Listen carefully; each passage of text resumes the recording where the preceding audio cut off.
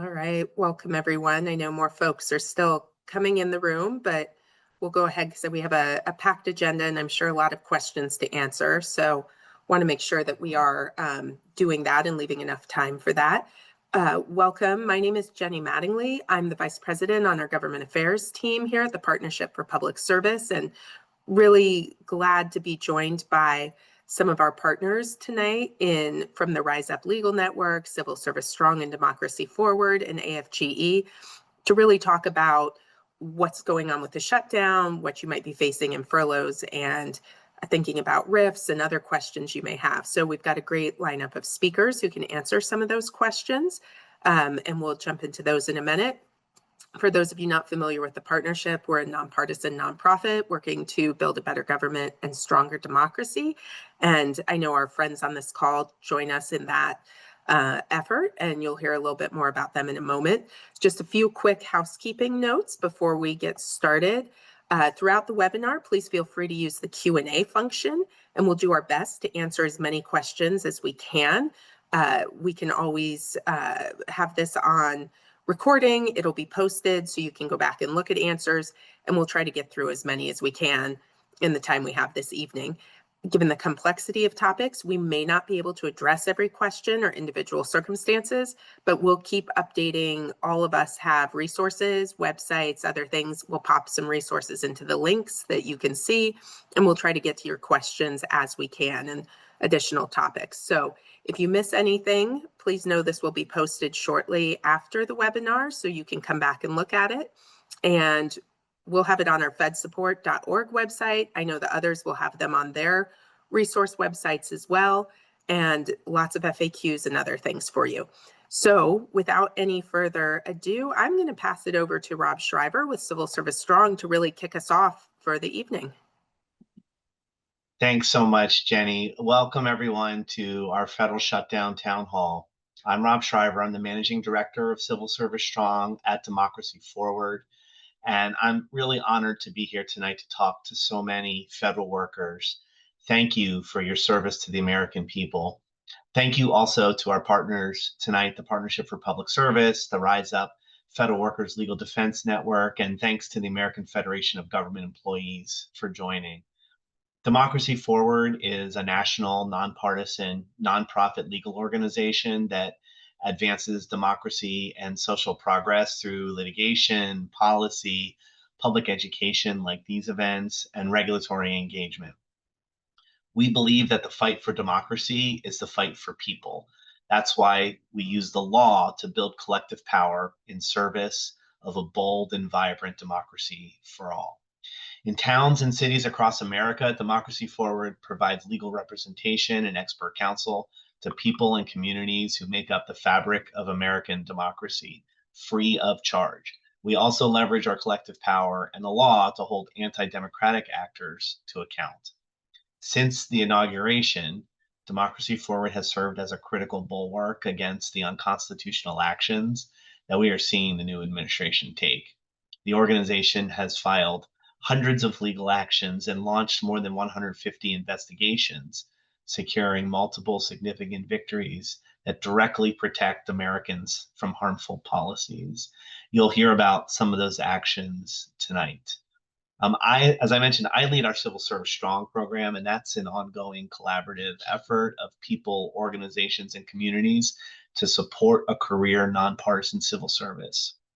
We are leading a comprehensive response to the Trump administration's assault on the civil service through advocacy, storytelling, organizing, resources, data, and policy. And we also created a Civil Service Defense and Innovation Fellows program to elevate the voices and expertise of former public servants and build innovative reforms for the future. This part of our work is focused on how we will rebuild government, and we'll be excited to announce the first cohort of fellows really soon. But it's hard to look forward, right, when we are at day 30 of a federal government shutdown. That means we're really just a few days away from having the longest shutdown in history, and people are hurting. Not only federal workers who are either furloughed or working without pay, but also the American people who depend on federal workers to provide the services they need. To make matters worse, the Trump administration has taken unprecedented and illegal actions in connection with this shutdown. It's tried to initiate permanent layoffs of federal workers, something never before done during a shutdown, and that is flatly illegal. It's put up patently political messaging on agency websites in violation of the Hatch Act, and even went so far as to illegally change the language of employees' own out-of-office messages. Who does that? And then to add insult to injury, the president himself raised questions about whether federal workers would receive back pay when the shutdown is over. He raised those questions, notwithstanding that federal workers have always received back pay when a shutdown ends, and that he himself signed a law after the last shutdown to enshrine that right to back pay in statute. None of this is okay, and none of this should be normalized.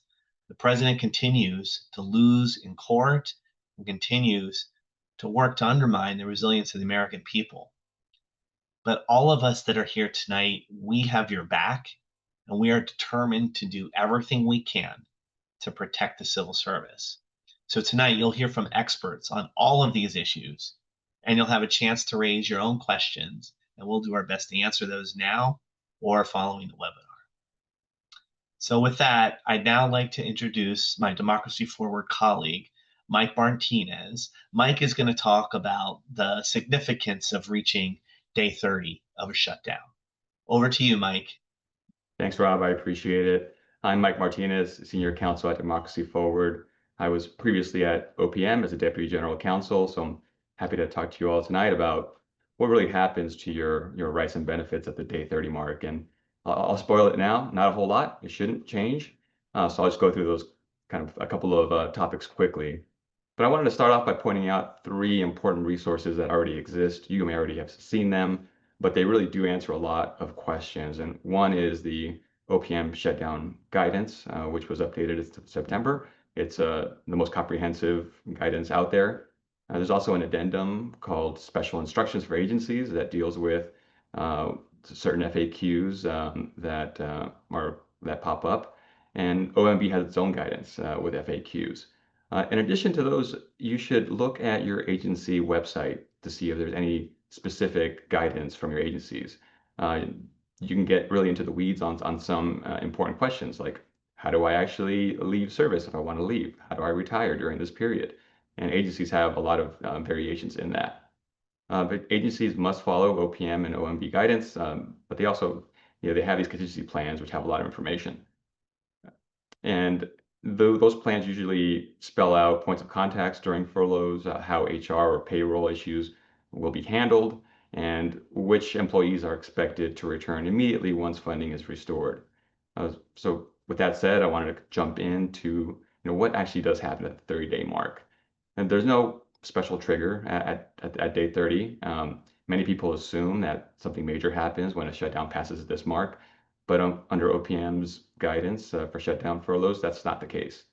The 30-day number matters mainly for procedural reasons and not because of new rights or benefits that kick in or expire. At day 30, agencies will issue a new furlough notice to employees. So you should expect that. If you don't have it already, it'll be coming soon. Now, this is largely administrative, like I said, to be compliant with OPM regulations, which talk of furloughs of 30 days or less.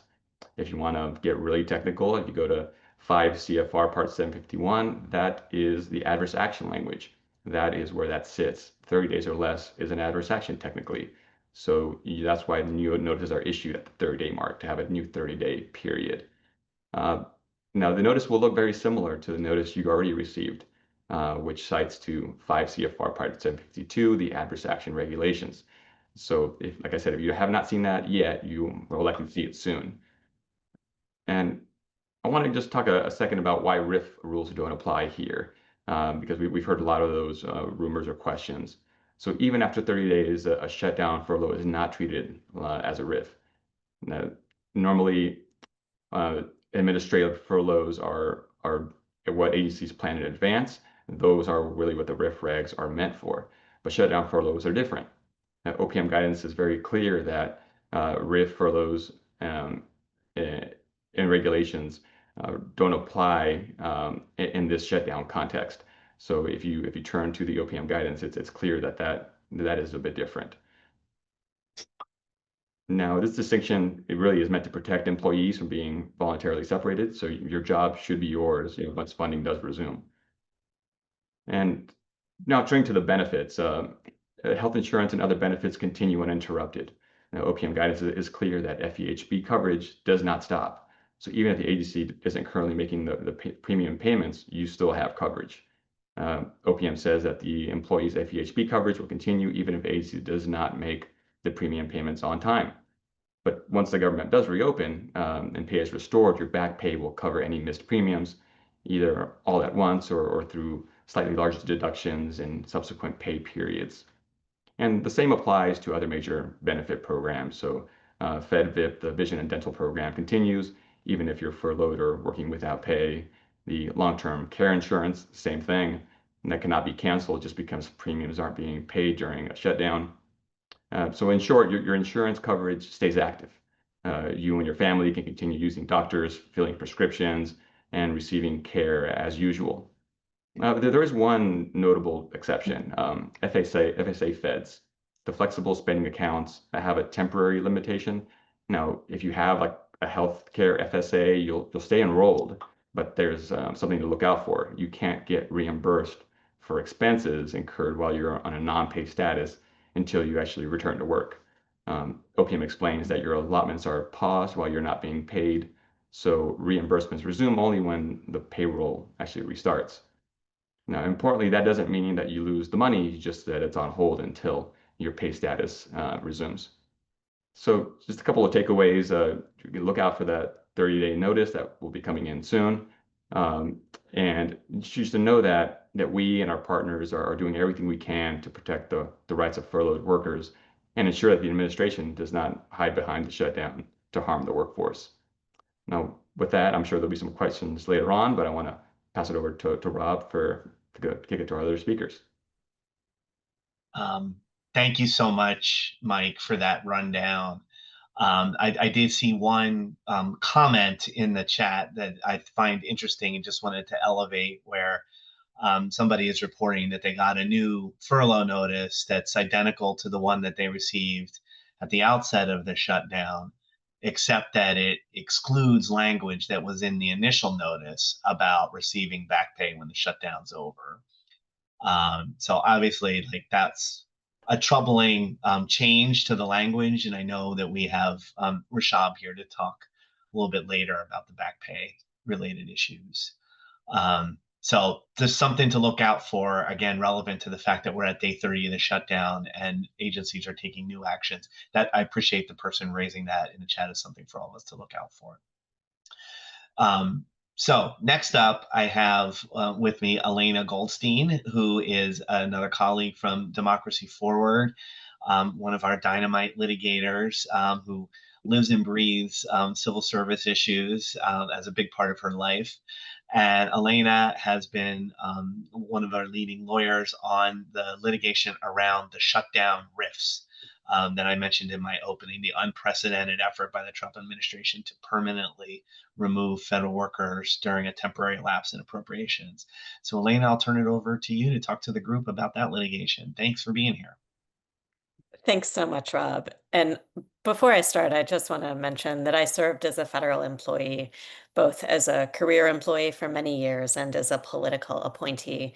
And I just want to recognize how difficult the shutdown and the many months before the shutdown have been for federal workers, and really appreciate the opportunity to do this work and to be here tonight. So I am here to talk about litigation that is so far successfully challenging the administration's efforts to fire thousands of people during the government shutdown. And I'll start with some background that I'm sure many folks on this webinar are aware of.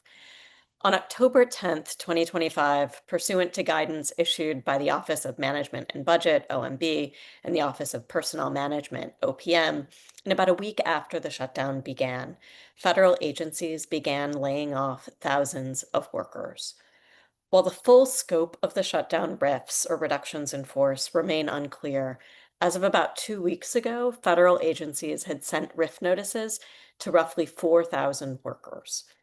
And publicly, OMB's director, Russell Vogt, has said that he thinks, and I quote, "will probably end up north of 10,000 reduction in force notices." Now, even before the RIF notices were issued, Democracy Forward and our coalition partners had already filed a lawsuit arguing that firing people because of a lapse in appropriation, because of a government shutdown, was unlawful. The trial court has now agreed, and I'm going to talk just briefly about the terms of the preliminary injunction that the court issued on Tuesday. The court held that the decision to fire folks during a government shutdown was unlawful for several reasons. First, that it was arbitrary and capricious, that the reductions in force were explicitly intended for the purpose of political retribution, to get back at people. The president said, among other statements, that the firings will be Democrat-oriented. The RIFs were also rolled out haphazardly, without evidence of reasoned decision-making or consideration of federal employees' reliance interests. So we saw there was evidence before the court about factual errors in notices that were sent out, about RIF notices being sent in error and then later rescinded, about notices being sent to workers' emails that they could not access during the shutdown. The firings during the shutdown were also contrary to law. This is because the lapse in appropriations does not repeal statutes, that there's no law that gives OPM or OMB the authority to get rid of statutes that are passed by Congress when appropriations have lapsed, and that they have no authority to override congressional requirements.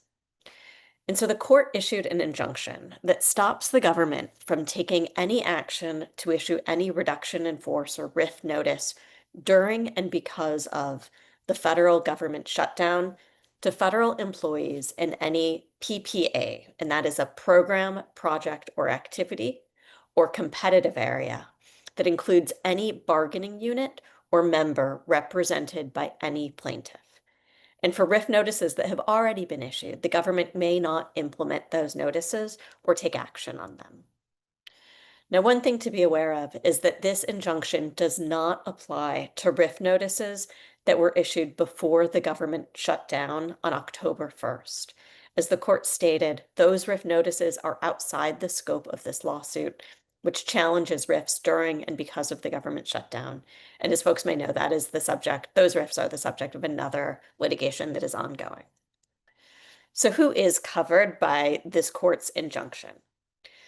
So long as the program, project, or activity, and that's a term that was created by OPM and OMB, so long as the program, project, or activity, or the competitive area, includes a member that is represented by one of the union plaintiffs, or where any of the union plaintiffs were a recognized collective bargaining representative prior to recent executive orders that stopped recognizing a number of collective bargaining agreements, the federal government cannot issue any RIFs in that program, project, or activity or competitive area. So let's say you have a competitive area that includes both bargaining unit members or members of one of the unions that I'll mention in a moment, and folks who are not in that union. As of right now, under the terms of this injunction, the government may not issue RIF notices to any of the folks in that program, project, activity, or competitive area. So the unions who are plaintiffs, the folks whose members will prevent the government from firing other folks in the same PPA or competitive area, are AFGE, AFSCME, NIFI, SEIU, NAGE, NTEU, IFPTE, and AFT. I'll note that there is some dispute over whether some of the RIFs that have been issued during the shutdown are actually because of the shutdown, and the court is planning on holding an evidentiary hearing with respect to several of the agency's RIFs, including Interior, the Department of Education, Office of Civil Rights, and the U.S. Patent and Trademark Office in the Department of Commerce. And the question there will be whether those RIFs were already in process and were unrelated to the shutdown, or really are motivated by the same reasons. The government is also required to provide some additional information about planned reduction in forces in about a week. I'll also note that the government has not yet filed an appeal, but we do expect that there will be an appeal of this preliminary injunction. So please stay tuned, stay in touch with your unions as we go. And the last thing I'll say on this right now is just that federal unions that represent workers and their lawyers are fighting back to protect workers from these unlawful terminations. At the hearing, the Department of Justice attorney who was defending these actions actually said that firing thousands of people is, quote, morally the right thing to do, and, quote, the democratic thing to do. We all in this webinar know that this is the opposite of true, and this court has agreed. And I'll turn it back to Rob. Thanks so much, Elena. And thanks to you and the litigation team and all of the unions that are fighting for federal workers. I did have a non-RIF related question for you that came up in the Q&A, and I know that this is an issue you're also familiar with. So I was hoping maybe you could answer the question about somebody's raising, what about Schedule F? What is the status of Schedule F? There's concern about people being put into the Schedule F. Yeah, that's a great question. So as folks know, there was an executive order about Schedule F, or as it's now called, Schedule Policy Career. After that executive order, it became clear that there would be a formal rulemaking process in order to implement this new Schedule F or Schedule PC rule. An NPRM, a notice of proposed rulemaking, was issued a number of months ago, with help from folks on this call and a whole coalition of people. More than 35,000 comments were submitted in response to the new Schedule F rule. The vast majority of those, as we understand it, were against the rule. We don't know when the final rule will be issued, but what we do know is that the Department of Justice has agreed that no one will be moved to Schedule F or Schedule PC until the rulemaking process has completed. So until that final rule comes out, we are still in this holding pattern while we are waiting to see what happens. Thanks, Elena. And I just want to elevate one other thing that you said, because I think there's some other questions about this. So again, with respect to the shutdown RIFs, the preliminary injunction that is in place applies to RIFs that were initiated in connection with the shutdown. There are different cases, for example, that apply to the Department of Education RIF from way back in the spring. Those are different cases. Those have continue to be litigated, but the PI that's in place is for these shutdown RIFs only right now, right? That is correct. And the judge's preliminary injunction decision makes this explicit and makes very clear that only RIFs that happened since October, since the shutdown have started, can even arguably be covered by this injunction. Yeah, thanks for that, Elena. And folks should understand that there's a lot of RIF litigation around these other RIFs, around the shutdown of the Department of Education, around the government's reorganization, through the administration's reorganization of the government through reductions in force. And there's just they're in different phases. And sometimes there have been temporary restraining orders or preliminary injunctions, and then those have been lifted. And I know it can be confusing. You got to track sort of specifically the one that's affecting your agency at the time that the RIF occurred. So thanks, Elena. We'll bring you back for more questions when we get to the end. Sounds good. Okay. So we've now heard about the implications of being at day 30 of the shutdown, and we've heard about litigation over the RIFs initiated as part of the shutdown. I mentioned that we were going to talk about back pay related issues. And so I'm really happy to have with us tonight, General Counsel for the American Federation of Government Employees, Rushab Sanghvi. Rushab is a wonderful partner, and AFGE is a plaintiff in many of these cases. And Rushab, can you talk to us tonight about the threats to back pay for furloughed workers that we've all been hearing about? Yes, Rob, and thank you for having me. And also, thank you to all of the federal workers on the call for what you do. Just as really quick background, most of you already know AFGE is the largest federal union representing employees at agencies throughout the government. And we have been working closely with Democracy Forward and other partners to fight against the attacks on the civil service and federal employees for our members and for all federal employees, because it's important that we all stay together in unity on these issues. So I don't have to tell you this, but shutdowns are difficult for federal employees because of uncertainty. But one of the biggest pieces of uncertainty and one of the biggest issues is federal employees, furloughed employees, not receiving pay during the shutdown. Historically, there was actually no guarantee that a furloughed employee would receive back pay or pay for the time the shutdown lasted after the shutdown ended. Fortunately, each time a shutdown ended, Congress enacted legislation to provide back pay for federal employees after the shutdown ended.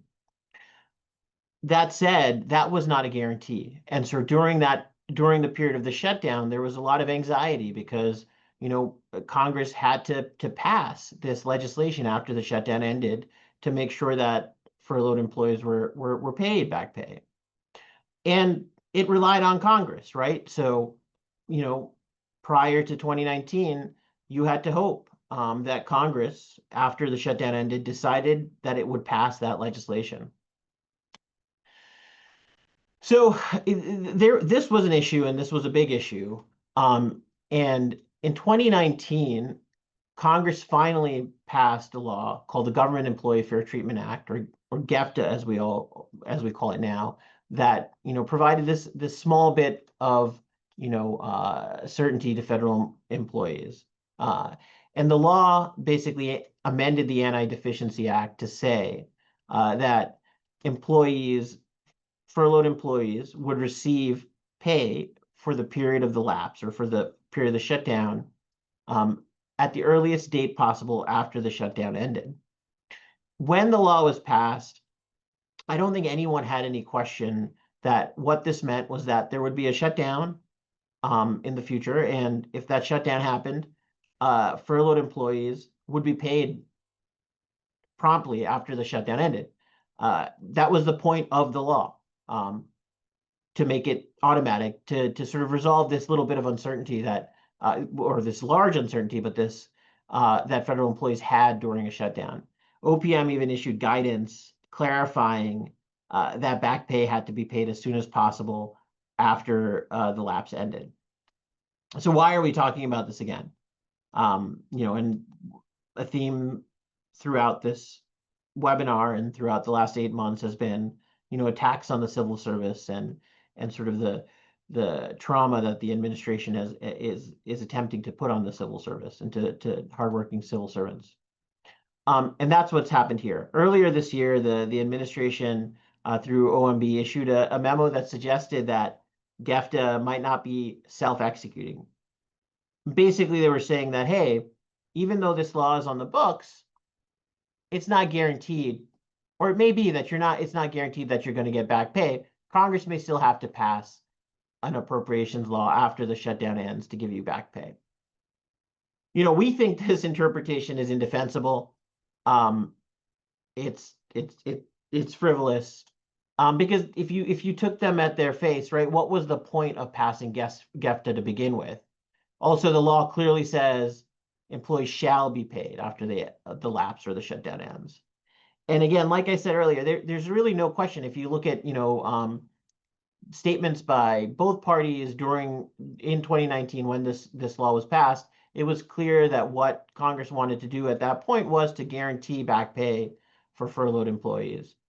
So again, we think this is a frivolous argument, but it's up here. It's raised up here, and we trust that when the shutdown ends, the administration will honor GEFTA. And if they don't, I'm sure that there are many, including AFGE and others, like Elena specifically, who will help litigate that issue. So, assuming that GEFTA is honored, which again, we hope and we will fight to make sure it is, under the 2019 OPM memo that talks about GEFTA, both furloughed and accepted employees are supposed to be paid at their standard rate of pay for all of the time during the lapse and appropriations during the shutdown, at the regular pay date or the earliest possible date after appropriations resume or after the shutdown ends. And so, in other words, no federal employee should lose pay because of this shutdown.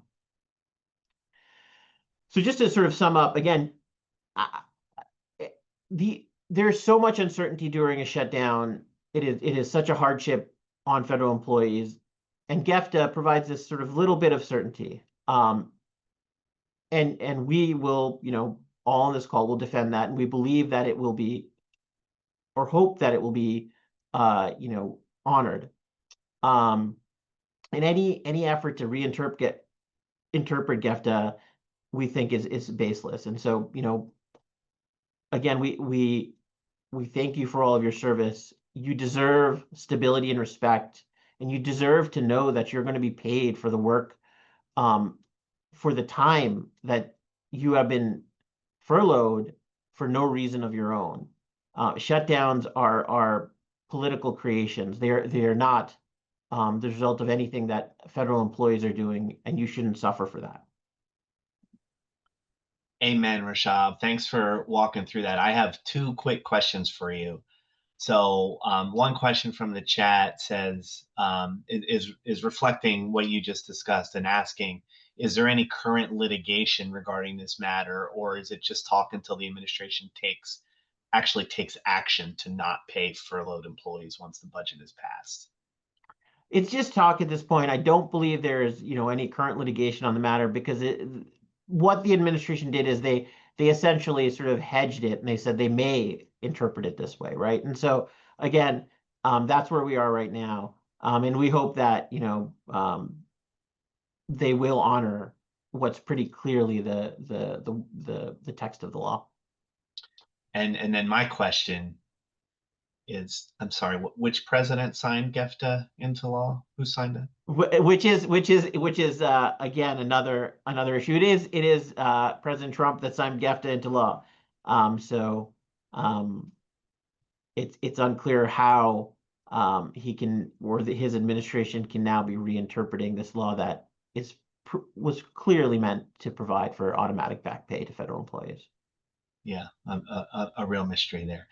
Thank you so much, Rushab, for running through all of that for us. And we'll see if we get some questions during the Q&A to jump back on. And thanks so much for all of your fighting and support for federal workers.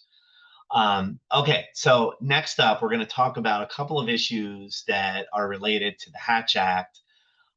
We have Tsuki Hoshijima from Democracy Forward to talk about the alterations made to individual employees' out of office messages, and also to touch on some of the website banners that we saw agencies put up that are very political in nature in a way that's quite different from past shutdowns. Thanks so much for joining us tonight, Tsuki, and look forward to hearing what you have to say on these matters. Thanks, Rob. Hi, everybody. My name is Tsuki Hoshijima, and I'm an attorney at Democracy Forward. As a former Fed myself, let me start by saying thank you for everything you all do. I'm here to talk about one of the unprecedented things that this administration has done during the shutdown, and that is to leverage its control of federal agencies to advance its partisan messaging campaign to blame Democrats for the shutdown. You all have likely seen or heard about the partisan messages on government websites and on videos at airport security lines. I'd like to discuss a lawsuit that Democracy Forward and Public Citizen brought to fight back against one of those practices.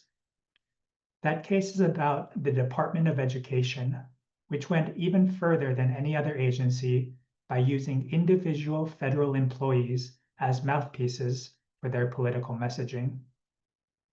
On the very first day of the shutdown, the Department of Education, like many other agencies, instructed furloughed employees to perform orderly shutdown activities. The department recommended some fairly standard language for employees to set for their out-of-office messages, saying that the employee is unable to respond because of the shutdown and we'll get back to you when appropriations are enacted. Later that day, without notifying their employees or getting their consent, the department rewrote the furloughed employees out of office messages. Using its control of the agency's IT system, the department changed the messages to say, and I'll paraphrase the key language here, that I am currently in furlough status, and unfortunately, Democrat senators are blocking passage of the Clean Continuing Resolution. So every single time someone emailed a furloughed Department of Education employee, they got back a response from that individual employee's email address that would blame Democrat senators for the shutdown. We quickly filed a lawsuit on behalf of the American Federation of Government Employees, claiming that the department, by forcing employees to speak this political message against their will, is violating the employees' First Amendment rights to free speech. And what we're asking from the court is for the court to issue an order finding this practice to be unlawful and prohibiting the government from continuing this practice. Now, lawsuits can take time, but we have tried to move this one very quickly. And so we've completed all of our briefing, and the court has set a hearing for next Tuesday. Now, some people have asked about the Hatch Act, and I do want to note that this lawsuit doesn't claim a Hatch Act violation. The reason for that is that the Hatch Act doesn't allow a private person to bring a lawsuit to challenge a violation. Instead, an agency called the Office of Special Counsel is responsible for investigating and enforcing Hatch Act violations. Our friends at Public Citizen has filed a number of Hatch Act complaints during this shutdown with the Office of Special Counsel against various federal agencies related to this posting of partisan messages on official websites and also for those TSA airport videos. But what's really frustrating is that the Office of Special Counsel itself is closed during the shutdown. So the only legally available avenue for enforcing the Hatch Act is unavailable right now, which means that there are really limited avenues of relief available for this kind of practice. But we are trying to fight back the best we can, given the legal tools available. We understand how cruel it is to not only force federal employees to stay home, keep them from being able to work and to be paid, but then to also force them to speak these political messages against their will. So what I'd like to say, just to close up, is to encourage all of you to please let your union representatives know, or to let us know if you hear about anything like this happening at any of your agencies. We'd like to be here to do anything we can to help. Thank you, Rob. Back to you. Thanks so much, Tsuki. Thanks for your work on these important cases. Again, it's just completely outrageous that anybody would put words in the mouth of federal workers and something as personal to them as their out of office message.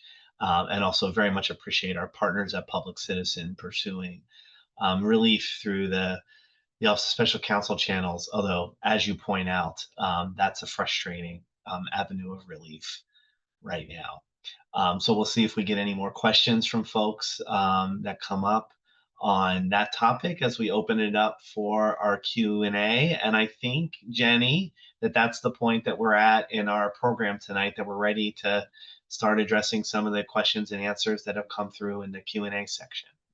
That's right, Rob. And we've got quite a few questions here, and we'll do our best to get through. I know, Rob, you and I have both been reading through them, so we'll try to get through a couple, and we'll throw some questions out for our panelists and let them jump in and answer. And folks, please keep putting your questions in there. We'll hopefully, I know several are similar topics, so hopefully we'll knock off a couple at a time. But I'll just start with a few clarification questions. I'll start with one, and then Rob, let you jump in if there are others that you've seen. But one question that I thought was worth going back to and thinking about is, are federal employees eligible to take unemployment during a shutdown when they are furloughed? And I know that's a question that people have. And Rob, I don't know if you or others on the panel want to address that. So with respect to unemployment insurance, that's always like a state by state consideration, and different states have different rules. I would imagine that Maryland, Virginia, DC are well versed in how those rules apply during a shutdown.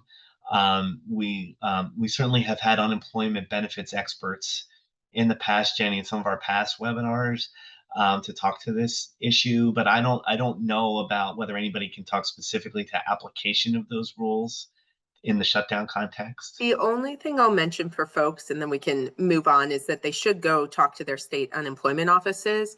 The question you should ask is whether, and I believe this to be the case, but double check this with them, is that you may have to pay back unemployment insurance once you are back on the job and getting pay again. So it's certainly a conversation that you need to have with the unemployment insurance office, if you have a financial advisor, things like that. So I just want folks to make sure they're asking questions when they do go down that route. And to note that we did put in the chat a link to Federal Employee Education and Assistance Fund, which is a nonprofit charity that does help federal employees who have needs, particularly during the furlough. So there are other options as well. Rob, I can keep going with questions unless you have ones you want to jump in on. I'll jump in on one, and I think maybe Mike might be in a good position to talk to this. One question that we got was, do employees still receive their normal sick leave and annual leave accruals during a shutdown, or do they lose those after being in a non-pay status after 80 hours? Yeah, thanks, Rob. Yeah, this is actually covered fairly well in the OPM guidance. You do continue to accrue annual and sick leave as normal, and that'll pop back up as soon as there are appropriations.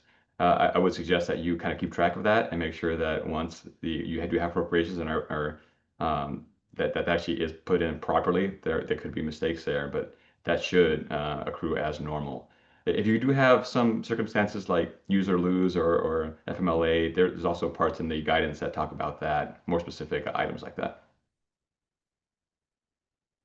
Thanks, Mike. Rob, this might be a good time for us to jump into some of the RIF questions that I know people have had related to Elena.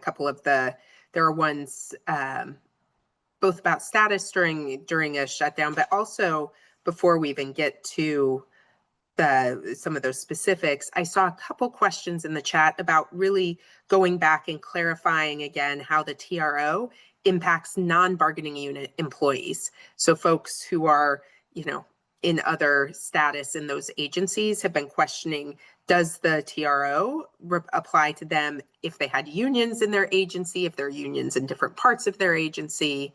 How should they think about it? Sure. So under the terms of the order that the court issued, if in your program, project, or activity, and that's a term that, again, has been made up, it's not super clear what that means, or your competitive area has a member that's represented by one of the union plaintiffs, or there is a bargaining unit in that competitive area or program, project, or activity where one of the union plaintiffs had a bargaining agreement or used to have a bargaining agreement that is no longer recognized because of the operation of other executive orders. Then the folks who are also in that competitive area or program, project, or activity are also covered.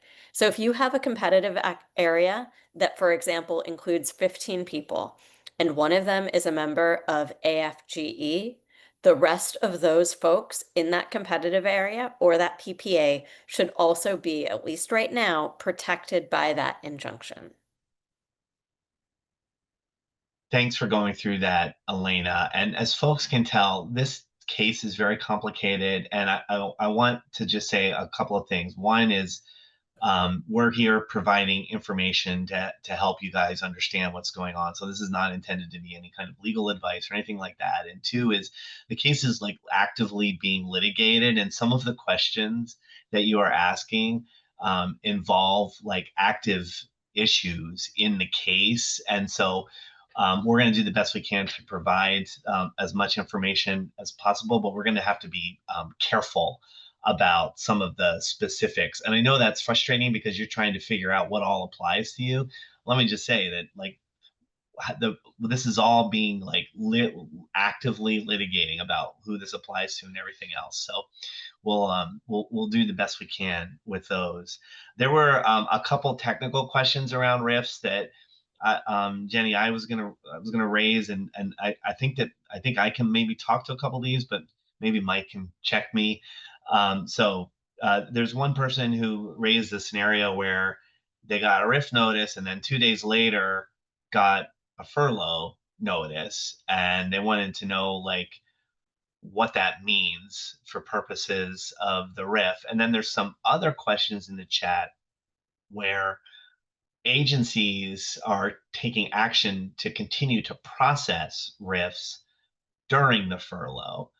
And so I just think broadly what I want to say is it appears that this administration is taking some positions about what work can continue to happen during a lapse in appropriations that are different than the way it's been done in the past. And so to continue processing RIFs, and we're talking about RIFs that are not covered by the litigation, but like the old RIFs that are in process. I think there's serious questions about whether agencies should be moving forward with that. And I think, giving a RIF notice and then putting someone on furlough, I think there's an argument that RIF is not proceeding until the furlough comes to an end. But they're doing things that just aren't precedented, and they're not like clearly addressed in the OPM guidance or in cases.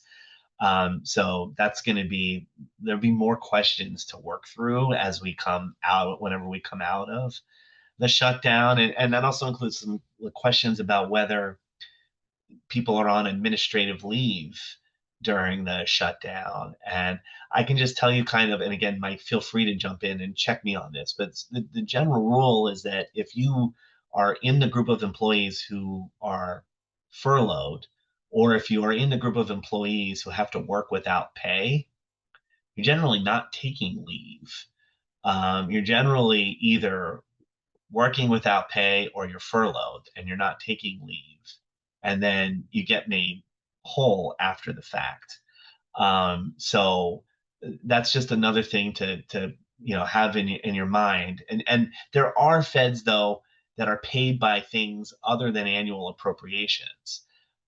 They continue to work and get paid and can go on leave if they're in that category. So we're really only talking about the folks that are either furloughed, and if you're furloughed, you can't take leave, or you're working without pay because you're accepted. And when you're working without pay, then you can't take leave either. If you get sick or something, they put you on furlough. Mike, anything you want to add to that? Yeah, that's right. Yeah, so any paid leave is canceled, and you can request to be on furlough status if you're not already on furlough, and that includes even situations like FMLA. If you're taking, like there's a 12-week cap on that, but you would be in a furlough status, and you wouldn't actually have to use any of that time if you had already planned annual leave, and you're in a furlough status. You don't have to actually burn annual leave during that time. So that's right, Rob. Thanks, Mike. Go ahead, Jenny, if you've got another one in the queue. Yeah, one of the ones is similarly to talking about all these different statuses. I saw one, somebody asked, they are on the DRP during the shutdown. And so obviously they are considered furloughed, but they took the second DRP. So they're still, admin leave. But are there any specific considerations that they as a DRP employee would have to think about either now or when the shutdown resolves? I think at that point, they just go back into their normal admin leave DRP status. Yeah, I'm curious to see how agencies deal with that, Jenny, because it is unprecedented. But if you apply the same principles that we were just talking about, if you're on the DRP and on admin leave and the shutdown happens, whether you stay on admin leave or not depends on if you're somebody who like is paid by appropriations and then would be furloughed. So if that's the case, then you don't get the paid admin leave. Or if you're somebody who works in a function that's funded by something other than annual appropriations, then you can stay on admin leave. But it'll be interesting for me to see how agencies handle it at the end of the shutdown, because we don't have a whole lot of experience with lots of people being on admin leave during a shutdown. Now, there's some experience with that because there have been previous circumstances where people have been on admin leave, like if they were subject to a misconduct investigation. So there is some experience with people being on admin leave during a furlough. But I will be interested to see if agencies just give everybody in that status back pay as if they were working, or consider them to have been on admin leave. Since this is a new program, we don't know how that's going to play out. I think that's the hard part with so much of this as we're trying to answer questions for folks is the word you use, Rob, that I use often is unprecedented. So we don't have all the answers to how some of this will play out because it is so different than what we've seen in the past. Right. Right. And while we're on the topic of RIFs, can I ask one more question that I'm seeing a lot around multiple questions coming in about if folks should sign the RIF acknowledgement while they're prior to their separation date, since there is an injunction and they have that, what should they be thinking about with their RIF paperwork? And Elena, I don't know if you have any thoughts on that, or this is something where, a good time to say, we will be talking about the Rise Up Network, Legal Defense Network after shortly here. And that's a good place for folks to hold on and get information about that. I think that's what I would probably recommend. Yeah, so you'll hear from Suzanne Summerlin in just a little bit here about resources available for federal workers to get free legal consultation on individualized questions, just like the one that Jenny just raised. All right, Rob, over to you if you have some questions on there. Yeah, I have one that I'm not certain what the answer is, and I don't. And Mike, you might not be certain either, although I know how we did this in the past. So people are wondering if they can go on their work emails to find their furlough notices. They're told they're furloughed, they're not supposed to be using their agency email, and now they're being sent new furlough notices. Are those being sent to personal email accounts, or can they go log in to their work email solely for the purpose of getting the furlough notice? And Mike, my recollection, and this is just how we did it at OPM, is that my recollection is that we told folks it was okay to go into their work email for purposes of getting the furlough notice. Is that your recollection, or do you have anything to add on that? I think that's right. I think there is an allotted amount of time for orderly shutdown duties, which you're allowed to kind of go in and see things like that. If you're being called back, from a furlough status, for example, you would need to check your emails. I think some agencies, maybe all of them, also keep your personal email on file. And I think they try to contact you that way too, if they can. But I think that you are allowed to actually have a de minimis amount of checking your email. And Rob, I'd Please, Rushab. add that, if you are a member of a union, it might make sense to ask your union, because sometimes the union officers will be communicating with the agency regarding this issue to get clarification or to provide guidance that applies specifically to your agency. We know that at some agencies, there have been messages that have gone out saying, hey, it's okay to check your government email, even though we told you not to. So again, I would advise, if you are a member of a union, asking your union local. And I think that's probably for several of the questions, Rushab. Thank you for that. There are there are questions throughout about, status and other things. So it's a good reminder to go to your union, or if you're a member of an association or other places. There are a lot of places set up to help employees and their members navigate this. I do have another RIF related question, and Rushab, Elena, this might be, or Mike, for you. People are saying, can they appeal, file an appeal with MSPB about their RIF right now? But I think during the shutdown, there are probably some challenges with that. Happy to jump in here. Since the beginning of the shutdown, MSPB has been shut down, so you can't actually file anything even if you wanted to. All of those deadlines are stayed until there's an appropriation. So if you go to the MSPB website, there is a notice that says all that. So you might want to just take a look at that, but you can't even file an appeal right now, even if you really did want to. Rob, over to you for the next question.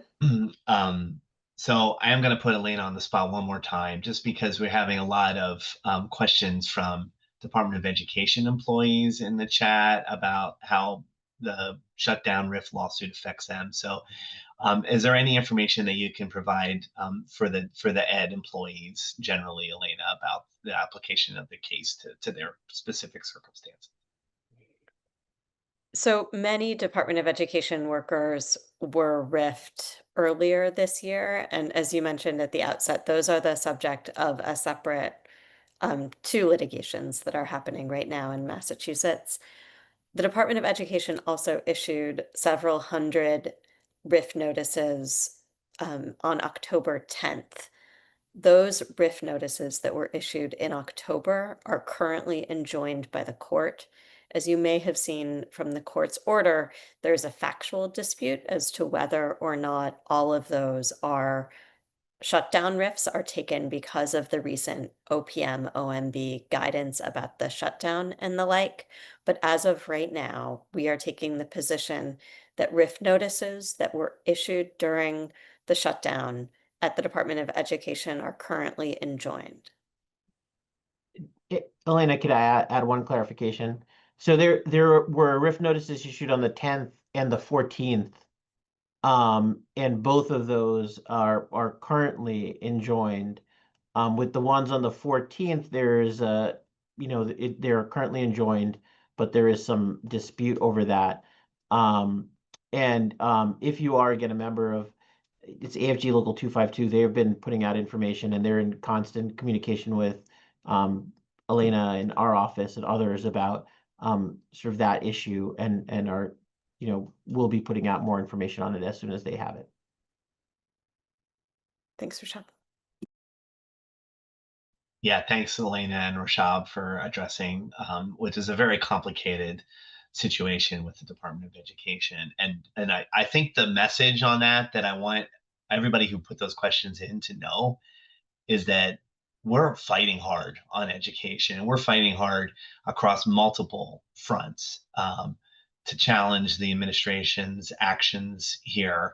And we're going to keep fighting on them. And that because we're fighting so hard on so many fronts, it does make it complicated. So thank you, Elena and Rushab, for clarifying. Jenny, you got another question? There are a lot, and I think I'll hold on a couple questions and let you go, because so many that I'm seeing are ones that I think we need Suzanne to speak about legal network and options at some point here. So Suzanne, we'll get to you in a minute, but Rob, do you have a few other questions or things before we turn, or we can let Suzanne, because we can also let Suzanne talk and then go back to a couple of questions, because I just think there's a lot of questions about where do I turn for legal support, how do I, personal questions, things like that. Yeah. Let me frame one up again for Mike and Rushab to talk to about the MSPB. So this is a question that I'm sure is going to cross multiple people's minds. Are MSPB appeals worth the investment once you're a RIFT employee and you get separated? And the person is noting that, there are MSPB litigation opportunities materializing, consolidated appeals like group efforts. Some of these can, if you're going with private counsel, can be very expensive. And the questioner is also concerned that the MSPB is not that open to considering federal worker appeals right now, that they're sort of slanted against federal workers. So the question is, it might not only be expensive, but might not have much of a chance to succeed. And they're just looking for sort of a general steer about whether pursuing an appeal with the MSPB continues to be worth it. So I don't know, Mike or Rushab, if either of you want to jump in on that. Go ahead, Rushab. I mean, so my answer is going to be it really depends on a lot of on your personal situation, right? I mean, in terms of there's a couple of different things in terms of the cost of the appeal, whether or not you want to retain an attorney and whether or not you are able to afford that attorney, that's going to really depend a lot about your personal circumstances. What I will say is that, if you are a member of a union or if you are covered by, there are several attempts to consolidate cases, I would look first to that. If you're a member of a union, contact your union. You may be able to be part of either a discounted appeal agreement, or you might be part of a consolidated appeal. You should also just sort of look, even if you're not part of a union, contact your coworkers who you may know be part of a consolidated appeal or who may have negotiated some kind of discounted rate with an attorney. Again, at the end of the day, this is going to be a case-by-case decision, an individual decision. But I think there's a lot of resources out there. And it's also not that hard to at least initiate the appeal on your own, right? So there's really not much of a downside to starting the appeal process with guidance from, I think there's a great number of resources on Civil Service Strong. AFGE has a number of resources. So, I'll just put that out there. But then at the end of the day, as things progress, if you are considering retaining an attorney, that's going to be you're going to have to look at your individual circumstances.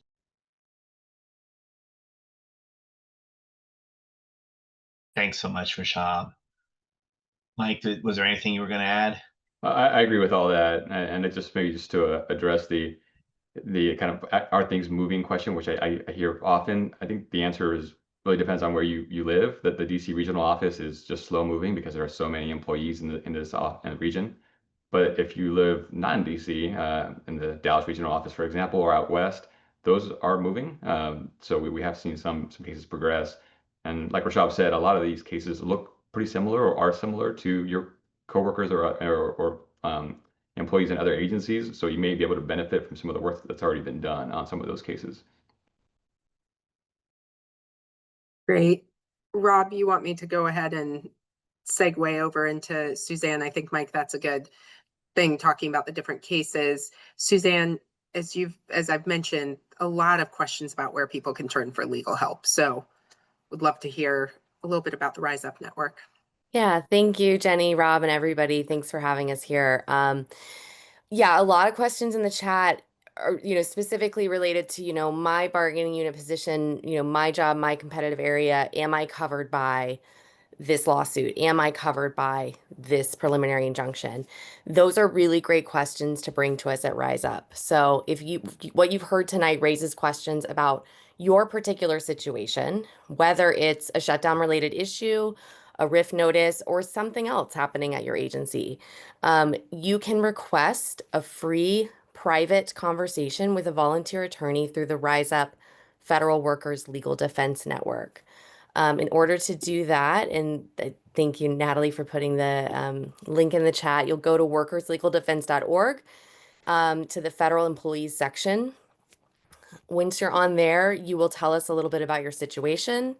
You will have a short screening conversation.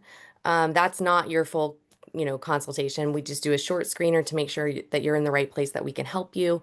And then you will get access to a 1-hour consultation, either one-on-one with an attorney that you schedule yourself or through one of our legal clinics that we hold. At this point now, several times a month, a couple times a week. There are opportunities for you to speak with an attorney about your situation. If you've already come through the network because you had initial questions about your case and now you filed and you are litigating pro se at the MSPB and you had a question about, discovery or what happens next in your case, you can bring that to us as well. We are preparing our volunteer attorneys to help you with all of those things and more. So thank you for all the work that you do. Thank you for everybody for putting this panel together and for standing together in this moment. Great. Thank you, Suzanne. That was very helpful. And as you mentioned, the link for that is in the chat. There are, folks can go in and get more information there. I know there are a lot of resources that you all have on your page. And Rob, I know on Civil Service Strong, you all also, when the shutdown is over, if there are questions around MSPB, you have a lot of good resources around what filing entails so that folks know what they can do once that happens. But even just going and talking to a legal expert on a lot of the questions we're seeing in the chat is a good first step. Yeah, absolutely. And the virtual legal clinics are fantastic. And we've been helping a lot of workers through that and are going to be doing more and more of those. Jenny, I saw one more question that I felt like we better make sure that we clear up in case anybody has any concerns about this. And so somebody raised a concern about whether they can participate in open season for the FEHBP when they're on furlough. And so that is a clear yes. I don't want anybody to feel any hesitation about doing that. It's addressed in the OPM guidance, and so no question about that. And the OPM employees who support open season are in that category of people who are paid from something other than appropriations. So the OPM team is on the job to help support open season, with, of course, the understanding that DRP and the other stuff has sort of affected all agency operations. So there will likely be customer service challenges, I would imagine. But you should not hesitate to participate in open season, and you should seek assistance if you need help from the customer service operation at OPM. And Rob, that's thank you for doing that, because there were a lot of questions about open season. So again, and we put in the links to the guidance for OPM in the chat as well that people can find. One other question I'm seeing for folks on several of these similar, people are saying they have, yes, we know, talked about the TRO and RIFs, but people have questions about their RIF notices. They've gotten some with inconsistent information, maybe incorrect information. They have questions for management about their RIFs or other things. And so they're questions about how can they communicate with management during a shutdown if they have questions about things. And I think that's a tough one. And so Mike or Elena, if they're not supposed to be on their work computers, what can they do?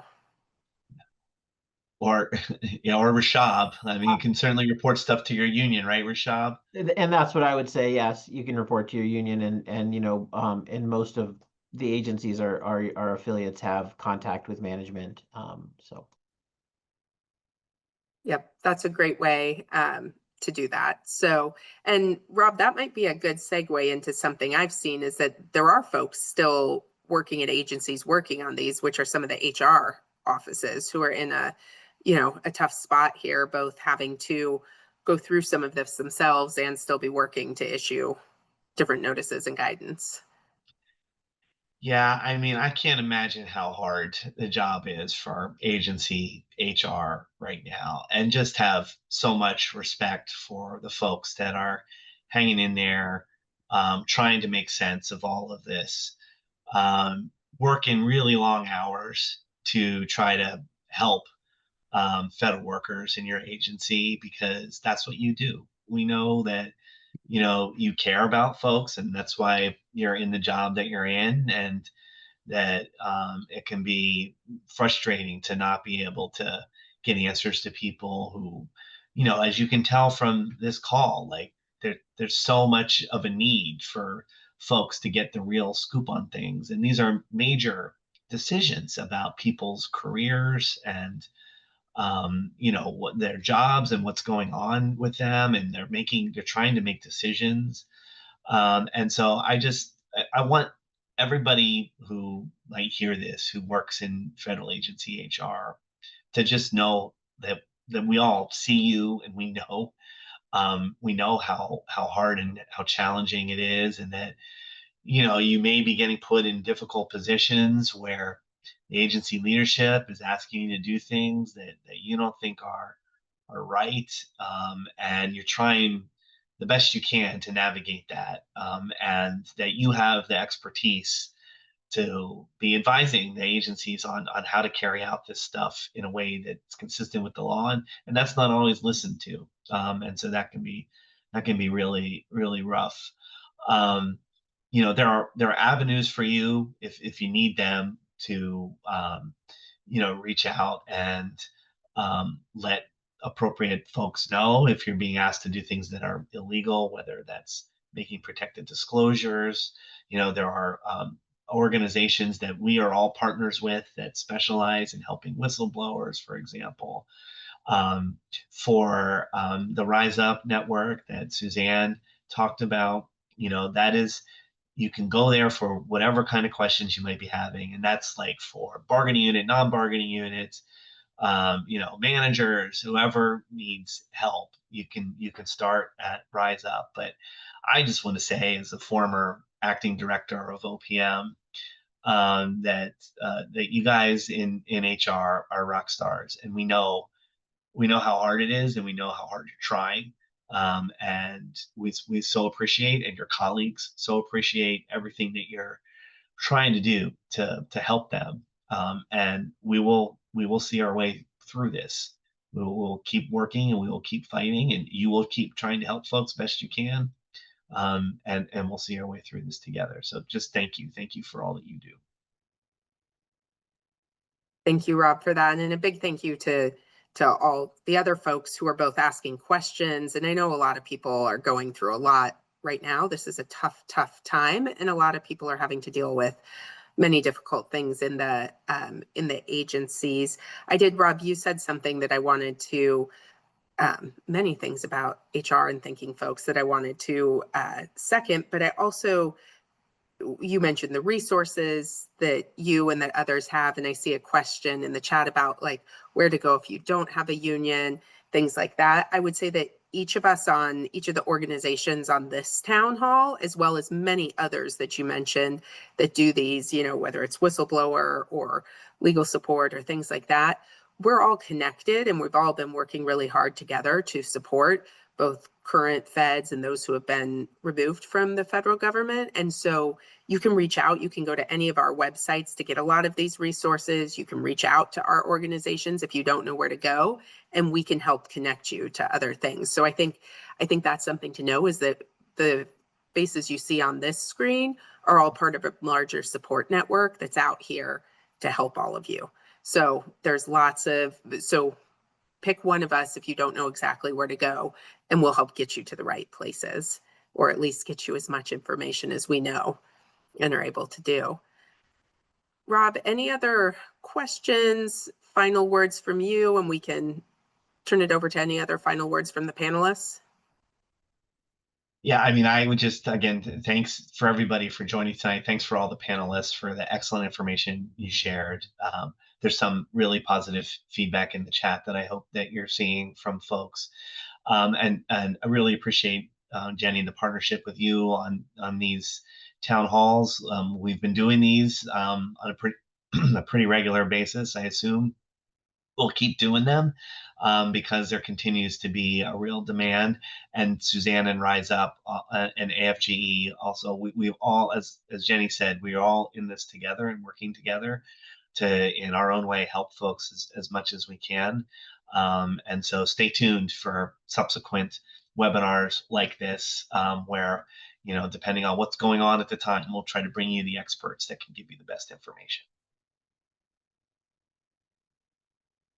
Any last words from our panelists, or any other resources we didn't mention, or questions we didn't get to? I think we've covered quite a lot, Rushab. Oh, I was just gonna say thank you again, while AFG represents, some federal employees, we support all federal employees, and, just personally, I thank you for all of you do. I know this is an extraordinarily hard time, but I think, one of the most important things we need to acknowledge about federal employees is that they're staying in their jobs. They want to stay in their jobs because what you have other opportunities, but you're doing this, or most of you are doing this for a reason, and that's to support our country and our families. And thank you so much for that. We all benefit from it. That's right. Thank you.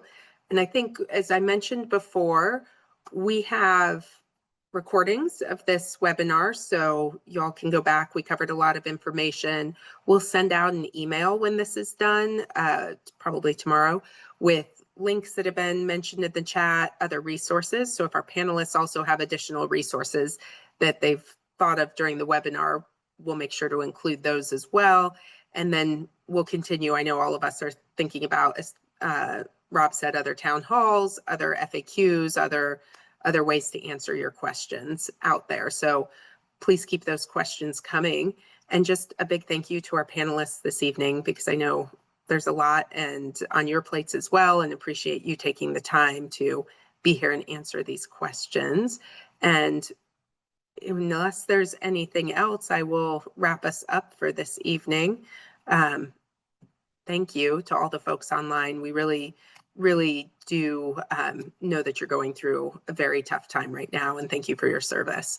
And thank you for continuing to reach out to each other and support each other. And, we will keep being here, keep asking us for resources and help. So with that, I will say thank you to everyone and to have a good evening.